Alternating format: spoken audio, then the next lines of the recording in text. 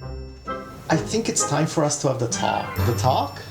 You know, about the UVs. Do we have to? I'm afraid so. But I don't wanna!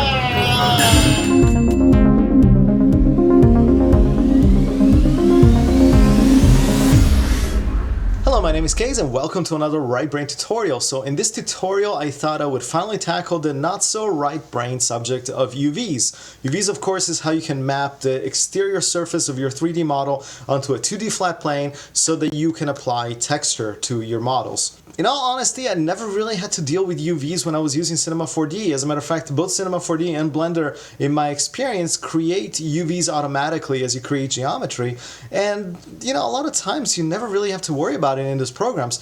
However, Houdini is the exact opposite. Houdini forces you to have to come face to face with UVs and have to create everything from scratch. So when I started using Houdini, I had to really kind of be forced to wrap my head around this concept of UVs. One big caveat before moving forward, however, is that I'm far from being a UVs expert. Quite the opposite. I'm learning new things every day. So the methods that I describe in this videos are methods that have been working for me in my particular workflow. So if you know a better way of accomplishing what I try to accomplish in this video, please let me know in the comments below, because as always, I'm very, very curious to learn new things. On that note, let's dive in. So I have a very, very simple scene. I have a grid that I created here, and you know, I just have like a camera and an environment light with an HDRI so that we can see what we're doing. And what I've done is I've already applied a basic shader. I'm using like 3D light, but of course, you know, this is true for Redshift and any other shader. I just kind of put this really obnoxious green color on it. And that's it. I've just kind of applied this material to our grid. So if I start rendering, and actually I'm going to enable my IPR, you'll see that we have this obnoxious green color mapped on our grid, even though we don't actually have any UVs on our grid. If I middle click on this guy, you'll see that I just have like a position attribute, and that's about it. There's no UVs whatsoever on this piece of geometry at the moment. So you might be saying, okay, well, who needs UVs? I mean, I'm getting like my obnoxious green color on my grid. I mean, done, right? Well, not so easy. Right now, we are seeing like the solid color being applied uniformly across our geometry. If we actually want to use a texture applied to the surface of the geometry, then without a UV, we're going to start seeing some really weird stuff happening. So I have a texture loader right here. I'm just going to pump the texture into my base color, and you'll see what is happening here. 3D Light is looking at the geometry and saying, I don't see a UV, so I don't know what you want me to do with this. So what I'm going to do is I'm simply going to map this particular texture on every single one of these polygons of my grid. So if we zoom in really, really close, you'll kind of see a little bit what's going on. So the texture is being repeated on every single one of these polygons. And we don't want that. We want the texture to be mapped uniformly across our grid. And in order to do that, we're going to need to create some UVs for this particular grid. Okay, so we want to be able to see what we're doing with the UV, and Houdini gives you an actual UV view. If I hit like spacebar and the number 5, you'll see my basic UV grid view in Houdini. However, I don't like to work that way. I actually like to see the, you know, perspective view of my geometry, and I want to see a UV texture mapped across it so that I kind of get a sense of how it's functioning within my geometry. And in order to do that, we're going to use a node from the Side Effects Labs collection. Visualize, Labs UV Visualize. That's the node that we're going to instance. If you don't know about Side Effects Labs, you really need to. And I have a tutorial video specifically on Side Effects Labs that I encourage you guys to watch. I'm going to post a link that should be popping up somewhere up there. Definitely watch the video and definitely install Side Effects Labs in Houdini, because it's an incredible selection of really, really cool tools. Right now, Visualize UV is not really giving us anything because, well, we don't have any UVs. So let's add some UVs. If we type UV in our search tool, you'll see that Houdini gives us a lot of nodes for dealing with UVs. So even though Houdini is not doing any of the work for us, at least it's given us a lot of really cool tools to deal with UVs. And the node that I like to use when I'm dealing with like a very flat surface is called UV project. So if I instance this UV project node, what it's actually doing, it's configuring itself to my flat surface automatically.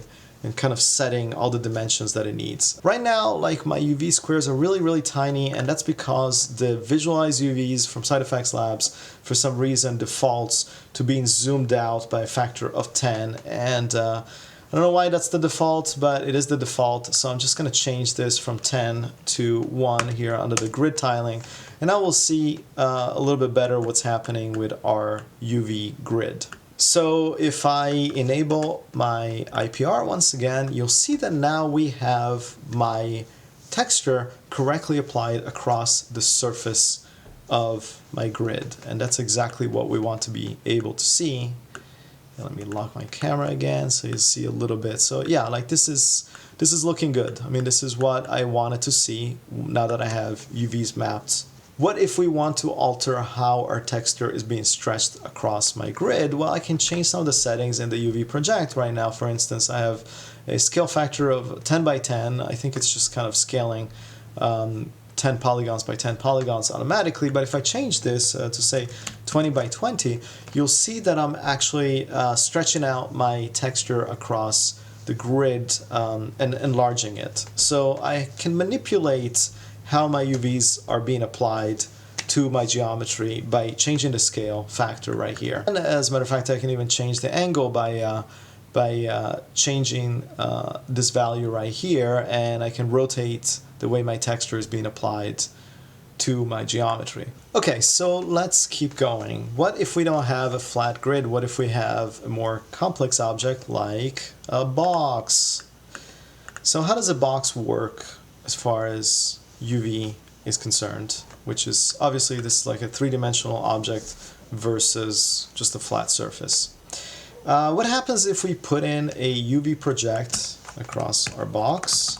So now you'll see that on a box, our UV project node is not really working the way we expect it to. I mean, we have UVs on this particular side right here, but there's we have some UVs on the back side here too, but all the other sides of this cube don't have any UVs applied, and that's not really good, right? Because if I enable my IPR, you'll see a little bit what's happening is that we have actually the correct texture being applied on the front face and the back face, right?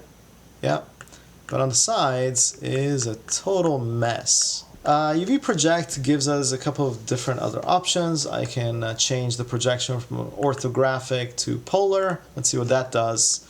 Okay, so that did something. It's shifting how our UVs are being applied, but once again, I mean, it's kind of like a mess. You'll see it looks kind of okay on the sides, but if we go to the top or the bottom, this is not good at all. All right. Let's try another one. How about cylindrical? Maybe cylindrical will work. Cylindrical does something interesting. Once again, it will put somewhat okay UVs on the sides of our cube, but once again, up and down, not really working. And last but not least, we have toroidal. That also creates a big mess of things. This is even worse than the other two. And last but not least, we have plastic wrap. And plastic wrap actually is interesting because it's putting UVs or something that look like UVs on all the sides of our box, but it's kind of creating some weirdness too. So this is not really what we want to see. So this is not the right thing to use. I'm just going to get rid of it. And we're going to use a different node to create a better UV set on our cube, and that node is going to be UV texture. Okay, so right now if we look at the UV texture, it's not really giving us proper UVs across the cube like we want to see. That's because we need to change the UV texture from orthographic to face, and when we do that, now we have UVs across all the faces of our cube.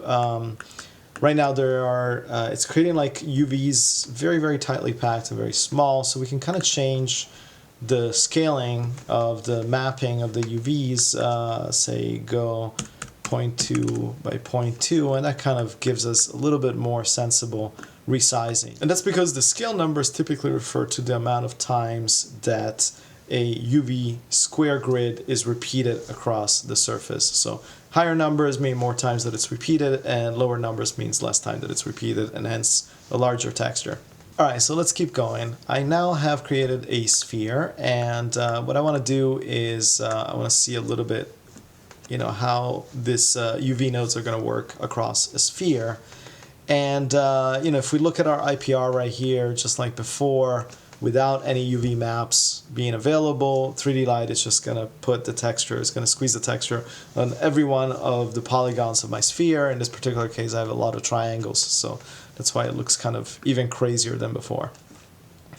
So let's apply some UV to a sphere, and you can really use either the UV project or UV texture. In this particular case, I found that they both work pretty much the same way. So if I click on my visualize UV, with the standard UV project set to orthographic projection, you'll see that we got like this really weird stretching on the side of the sphere. So this is not really good. However, if we change it to something like polar, now we have something that's, a lot better.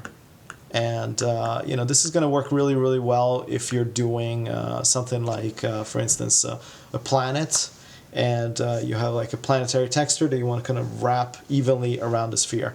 Where this doesn't really work very well is at the poles. So if we look at the very top of our sphere, for instance, you'll see that we have some pretty kind of crazy stuff happening as we get close to the top. And that's because the UV map is literally being kind of like wrapped around it and then kind of shrinks at the very top and at the very bottom. There is an alternative if, and this is going to come in handy if you don't necessarily have a planetary surface, but you maybe have like, I don't know, some kind of mechanical, technical surface like what we have here in our example.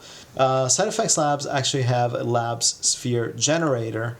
And the cool thing about this guy is that if I middle click on it, you'll see it automatically generates a bunch of stuff for us, including UVs. So you see that we automatically have UVs generated by this Side Effects Labs sphere generator, and it's making our life a lot easier for textures such as the one that you can see in the IPR right now. As I said, this is not going to work particularly well if you have like a planet surface, because if you look very, very closely, we starting to have like some seams here at the very edges. This is what I think they're literally doing, is that they're taking a box, a square, and kind of making it round into a sphere shape. And it works for some things, but not others. But this is an option if you need a sphere textures, and this is certainly really, really simple because, as I said, you don't have to do anything to it. It's automatically pre-configured for you. All right, so let's keep going. Now we have a donut shape, a torus, right here in Houdini. And as you can see, like without any UVs, the default modes, at least for 3D Light, is to copy the image on every single one of our polygons, which is not correct, or at least it isn't for what we want to try to do. So what we can use on a torus is UV project, once again. Just at the default settings, things look kind of weird and stretched out and not really the way we want them to. However, if we change the projection from orthographic to toroidal to match our torus, well, it still looks kind of crazy and stretched out because we need to do one more thing, and that is to go under Initialize right here. And we're just going to click on this Initialize button, and what that's going to do is going to realign itself with our geometry. And now after I do that, you'll see that we actually have pretty good, very, very clean UV maps wrapped around our donut shape. So this is a really, really easy way of getting usable UV maps on this type of shape. Okay, so far we've been dealing with some pretty basic shapes like spheres and boxes and grids. I mean, that stuff is easy, right? So in this particular case, this model here, if we middle click on it, you'll see that this model actually already has UVs. As a matter of fact, if I instantiate my little visualize UV node, you'll see that there's already UVs mapped on this particular model. But what if we didn't have UVs, right? Let's do that. So I'm going to use an attribute delete node to get rid of the UVs that exist so that we can kind of start completely from scratch. And what I'm going to do in the attribute delete, I'm just going to put asterisk in all the fields, basically. What asterisk does, if you don't know, in Houdini, it basically means everything, all. So get rid of all point attributes, all vertex attributes, all primitive attributes, and all detail attributes. So let's create some UVs. Let's see here. Let's try our handy dandy UV texture node. And if I instantiate the UV texture node, this is really not a bad start, and it could actually kind of work pretty well for a lot of, you know, different situations. Here, let me start IPR. And let's see here. So we can kind of see a little bit what is happening texture-wise. And you can see like it doesn't look terribly bad from certain angles. But you'll see that there's a lot of stretching happening, particularly like in this section right here. I mean, basically, it's kind of sort of doing a projection. It's projecting across like the y-axis. So everything that's kind of vertical, it's going to get like really horribly stretched. Let's bypass this node and let's use a UV project. Let's see how that guy does. I'm just going to connect it right here. We basically get the same exact result. And if I use, let's try the plastic wrap in this particular case. Yeah, I don't know. It's not looking great here, like you'll see. If some of you know what the plastic wrap projection is useful for, please let me know, because I still haven't figured it out. The basic technique that UV unwrappers, professional UV unwrappers use is to create seams. What they'll do is they will literally treat this as if it was a real physical object and pretend that they have this kind of imaginary scissors. And what they'll do is like, well, you know, if I make a cut here and here and here, and so on and so forth, and they basically come up with a bunch of cuts that allows them to kind of unfold this on the flat UV grid. So maybe just the way my brain works, but I don't know. I look at this object and I'm like, I don't know where I would start to cut it up in seams. I don't know. It's just not the way my brain works. It's not a very right brain intuitive thing, at least for me. Thankfully, Houdini gives us a tool that's going to do it for us, and that tool is called UV Auto Seam. So if we instantiate the UV Auto Seam, you will see that what has happened is that this node has looked at our geometry and it's kind of magically come up with like the best way to cut it up for us. So it's really done all the hard work for us. I mean, you can kind of look at, I don't know if you can see it, but like we have like this little green edges where the seams are cut. So this is really, really cool because, you know, once again, it's kind of taking something that at least I view as really, really complicated and turning it into like something relatively easy, like, you know, one click. I mean, there's some adjustments that you can kind of make to it, but you can kind of play with it, see if you can get like some better results. But I find that the automatic, you know, default settings is giving me like some pretty usable kind of seams right off the bat. What UV Auto Seams is not giving me, however, is UVs. So if I middle click on this, you will see that it's created this edge groups called seams, and it's got created a couple of other attributes, but we don't have a UV attribute yet. So in order for us to get a proper UV out of this information, we're going to use another node that's called UV Flatten. Okay? So what UV Flatten is going to do, it's going to take the information from UV Auto Seam that it created for us, and then it's going to split our geometry and kind of flatten it nice and neat on our UV grid. So in order for UV Flatten to work properly, we need to tell it to use the seams created from UV Auto Seams, and we can do that right here in this field called Seams. We're going to click on the drop-down menu, and we'll see that we have this attribute called Seams. Going to click on that, and now UV Flatten has all the information that it needs to be able to do its job. And if we go under my UV grid view, you'll see that we now have these UV islands that have been created that are now nice and flat onto my UV square, and you know, and they're very proportionate to one another. Once again, we don't have any kind of weird stretching happening. So even though UV Flatten has taken the seams information from the UV Auto Seams and used it to flatten our geometry onto the flat UV tile, You'll also notice that it's overlapping all over the place. And this is not good because when we then map our texture over our model, anywhere that it's overlapping, it's actually going to repeat that texture. So we want to clean this up. And the way we're going to do it is by also giving the seams attribute in this layout constraints where there's another field called seams.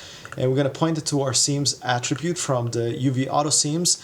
And once again, it's using that information, and this time it's using it to clean up all the individual UV islands that were generated.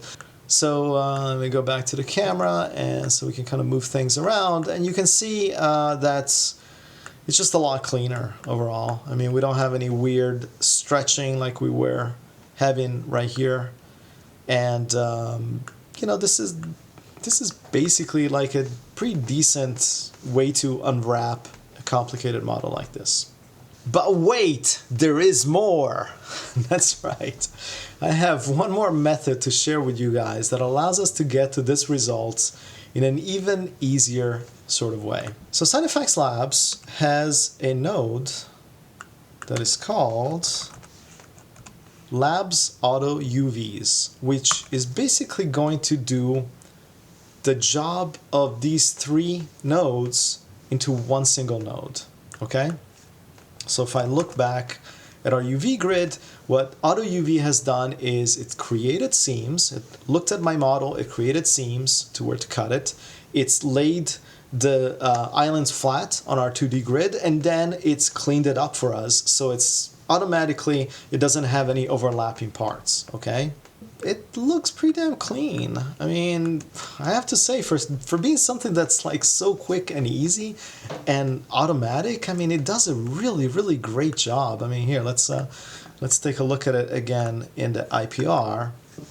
But for being just one node, it's kind of like, you know, pretty neat trick if you ask me. So, I don't know, like, I mean, between the two options, I mean, try Auto UV from SideFX Labs first. See if that works for you. If that works for you, you're done. Okay, there's one thing that I'm going to mention very, very briefly, and that is UDIMs. We're not going to get into any real details on UDIMs right now because that deserves a whole other video in itself. It can get kind of crazy. But since this is a tutorial about UVs, I thought at least I'd mention UDIMs. So what are UDIMs? UDIMs are used when you need a lot of resolution on your model. And right now, we have all of our UV islands arranged neatly onto a single UV square or UV tile, as it's called. And this works well for most cases, and you know, and then you'll take this and generate like a cool texture, you know, in something like Substance Painter or what have you, and this texture is probably going to be like a 4K file. I mean, you know, it used to be like 1K textures were considered adequate, and then 1K wasn't good enough, so the people went to 2K, and 2K wasn't high resolution enough, so now they're like at 4K, and I've seen like textures being 8K and even 16K in some cases, right? People really, really want that high resolution, especially if they're gonna do like tight close-ups on the model, or if they need a lot of teeny tiny detail on their model. So however, that method of just kind of making the resolution higher and higher and higher is not always the most efficient method of dealing with this. So somebody came up with this other method that is called UDIM tiles, and what UDIM is basically doing is taking the UV islands that normally would fit onto a single tile and kind of spreading them over a number of tiles, however many you want. And that way, when you then go into like something like Substance Painter or you know, some of these other texturing programs, you can keep your individual texture files relatively small. You just have like more of them. Let's instantiate a UV layout right here after our Auto UV, and if we highlight it, you'll see it kind of did its thing. I mean, it basically kind of took something that was already neatly arranged by our SideFX Labs Auto UVs and just kind of rearranged it ever so slightly. However, as I said, if we want to generate UV tiles, what we need to do is in the UV layout, we're just going to change the packing from largest packable to fixed. And then we're going to change this target from pack into rectangles to pack into UDIM tiles. So nothing has happened quite yet, and that is because we haven't changed the scale size. However, if I change my scale to say 2, now what it's done, it's basically made all of my UV tiles twice as large as before, and then it's spread them over, in this particular case, 4 different UDIM tiles. We can make them even larger. Let's go 4. So now it's generating even more UDIM tiles. We have 10, 11, 12, 13, 14, 15, 16, 17, 18, 19, 20, 21. So you can kind of see that by using this method, you can actually spread all of your UV islands over several different tiles and then bring that, as I said, into a texturing program like Substance Painter, and then you can have a huge amount of resolution, huge amount of detail, and that can come in handy in some situations, especially if you're doing something, as I said, that it's going to have a lot of really, really tight close-ups. I hope you enjoyed this tutorial. This should give you at least a starting point on how to deal with UVs in Houdini. And as I said, I'm far from being an expert on this subject, so if you have a better way of doing something that you saw in this video, please let me know in the comments below, because I'm certainly curious about it. Please consider subscribing to this channel if you haven't done so, and stay tuned for more upcoming tutorials in the near future. In the meantime, thank you for watching, and see you next time.